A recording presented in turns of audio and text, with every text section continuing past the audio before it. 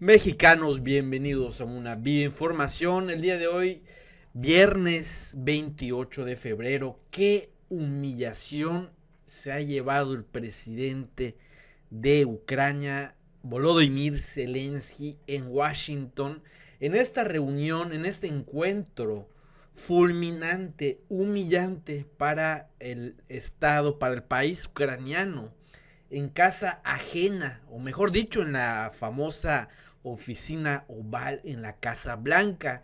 Donald Trump y su vicepresidente J.D. Vance criticaron al mandatario ucraniano Volodymyr Zelensky en una reunión notablemente tensa. Acusaron al líder ucraniano de por sí asediado por Rusia, de no estar lo suficientemente agradecido con el apoyo que les ha estado brindando Estados Unidos y presionarlo para que haga un acuerdo de cese al fuego, un acuerdo de paz con Rusia. Frente a la prensa, frente a toda la prensa, Donald Trump amenazó con retirar todo el apoyo militar si no firmaba ese compromiso. O hay trato o nos vamos, a su fiel estilo de Donald Trump. Amigos y amigas, vamos con la información. Espero que les guste. Si es así, por favor regálenme ese like, favor de compartir y de seguir la campanita, de darle clic para seguir recibiendo notificaciones. Nos vemos con más información. Adiós. Pretty close. How are you? Pretty sure. He's all dressed up today. President Trump, what's your message to Vladimir Putin, sir? President Trump, President Trump, you got a message to Vladimir Putin. On the deal. That doesn't work that way. I'm not aligned with Putin. I'm not aligned with anybody. I'm aligned with the United States of America and for the good of the world. I'm aligned with the world. And I want to get this thing over with. You see the hatred he's got for Putin. It's very tough for me to make a deal with that kind of hate. He's got tremendous hatred. And I understand that, but I can tell you the other side isn't exactly in love with, him either. So it's not a question of alignment. I'm aligned with the world. I want to get the thing set. I'm aligned with Europe. I want to see if we can get this thing done. You want me to be tough? I could be tougher than any human being you've ever seen. I'd be so tough.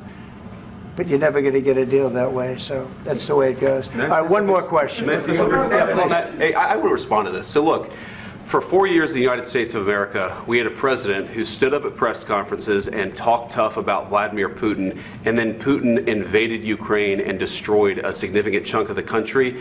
The path to peace and the path to prosperity is maybe engaging in diplomacy. We tried the pathway of Joe Biden of thumping our chest and pretending that the President of the United States' words mattered more than the President of the United States' actions. What makes America a good country is America engaging in diplomacy. That's what President Trump is doing. Can I ask you? Sure. Yeah? Yeah. Okay. So he occupied our big parts of Ukraine, part of East and Crimea. So he occupied it on 2014. So during a lot of years, so I'm not speaking about just Biden, but those time was Obama, then President Obama, then President Trump, then President Biden, now the President Trump, and God bless, now President Trump will stop him. But during 2014, nobody stopped him. He just occupied and took. He killed people. You know what the contact 2015. 2014 2014. and 2014. 2014? Yeah. So I was not here. Yeah, but That's exactly right. Yes, but during 2014 till 2022, the situation the same. The people have been dying on the contact line. Nobody stopped him. You know that we had conversations with him, a lot of conversation, my bilateral conversation, and we signed with him, me, like a new president. In 2019, I signed with him the deal. I signed with him, Macron and Merkel, we signed ceasefire. Ceasefire. All of them told me that he will never go. We signed him with gas contract. Yes, but after that, he broken this ceasefire. He killed our people and he didn't exchange prisoners. We signed the exchange of prisoners, but he didn't do it. What kind of diplomacy, JD, you are speaking about? What do you mean? I'm talking about the kind of diplomacy that's going to end the destruction of your country. Yes, but if you Mr. President, with respect, I think it's disrespectful for you to come into the Oval Office and try to litigate this in front of the American media. Right now, you guys are going around and forcing conscripts to the front lines because you have manpower problems. You should be thanking the President for trying to bring an end to this conflict. Have you ever been to Ukraine that you say what problems we have? I have been to. Count once. I've actually watched and seen the stories, and I know what happens is you bring them on a propaganda tour, Mr. President. Do you disagree that you've had problems bringing people into your military? And do you think that it's respectful to come to the Oval Office of the United States of America and attack the administration that is trying to prevent the destruction of your country? A lot of questions. Let's start from the beginning. Sure. First of all, during the war, everybody has problems, even you, but you have nice ocean and don't feel now, but you will feel it in the future. God bless. You don't know that. God bless. God bless. You will not have a war. Don't tell us what we're going to feel. We're trying to solve a problem. Don't tell us what we're going to feel. I'm not telling you. Because you're in no position to dictate that. That's exactly Remember what this. you're doing. You're in no position to dictate what we're going to feel. We're going to feel very good. You will feel influence. We're going to feel very good and very strong. You will feel influence. You're right now not in a very good position. You've allowed yourself to be in a very bad position, and he happens to be right about it. From the very beginning of the war. You're not in a good position. You don't have the cards right now. With us, you start having cards. But right now, you don't. You're playing cards. You're playing cards. You're gambling with the lives of millions of people. You're gambling with World War III. You're gambling with World War III. And what you're doing is very disrespectful to the country, this country, that's backed you far more than a lot of people said they should have. Have you said thank you once? This entire meeting? No, in this entire meeting, have you said thank you? You went to Pennsylvania and campaigned for the opposition in October. Offer some words of appreciation for the United States of America and the president who's trying to save your country. Please, you think that if you will speak very loudly about the war, you can... He's not speaking loudly. He's not speaking loudly. Your country is in big trouble. Can I answer? Wait a minute. No, you've done a lot of talking. Your country is in big trouble. I know. You're not winning. You're not winning this. You have a damn good chance of coming out okay because of us. Mr. President, we are staying in our country, staying strong from the very beginning of the war. We've been alone, and we are thankful. I said thanks you haven't in been this alone. cabinet, you and haven't not been only alone. in this cabinet. We gave you, through this stupid president, $350 billion.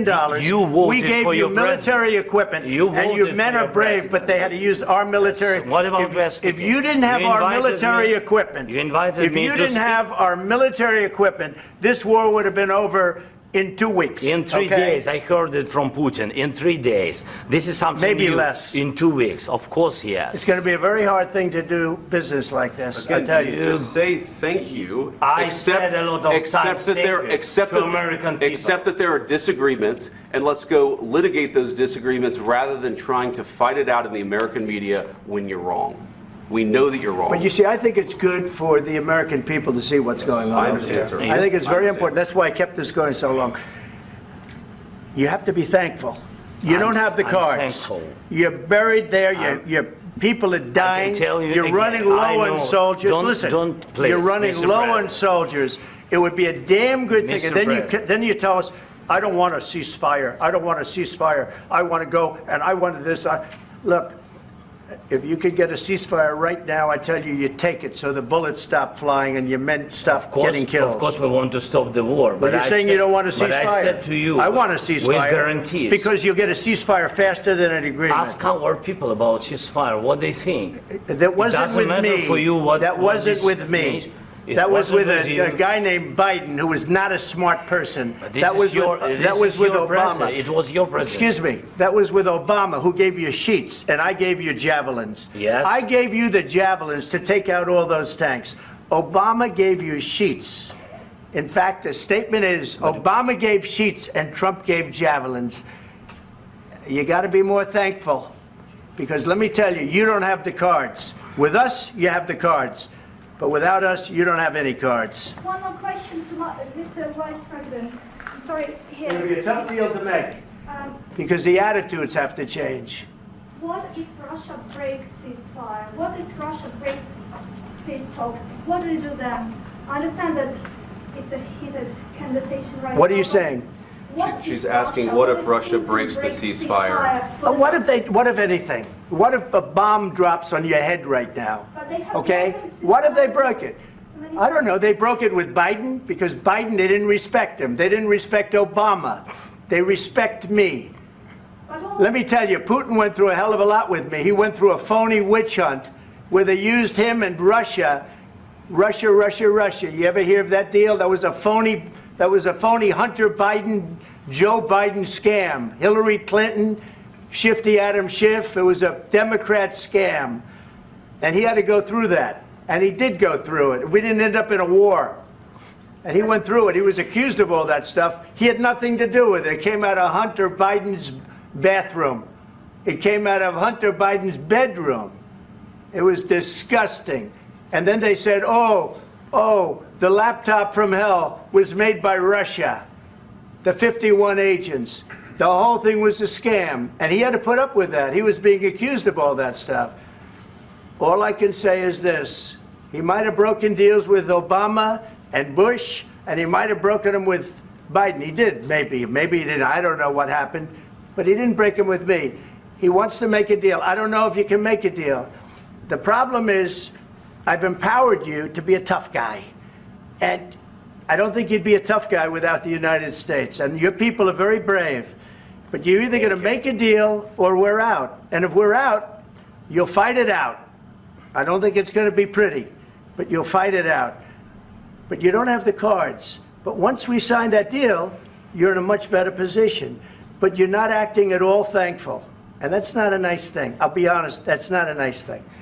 All right, I think we've seen enough. What do you think? Huh? This is going to be great television, I will say that. All right. We'll see what we can do about putting it together. Thank you.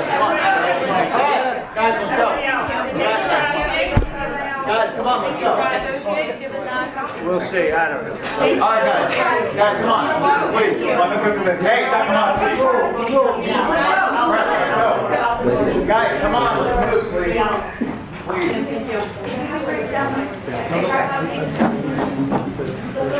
Thank you.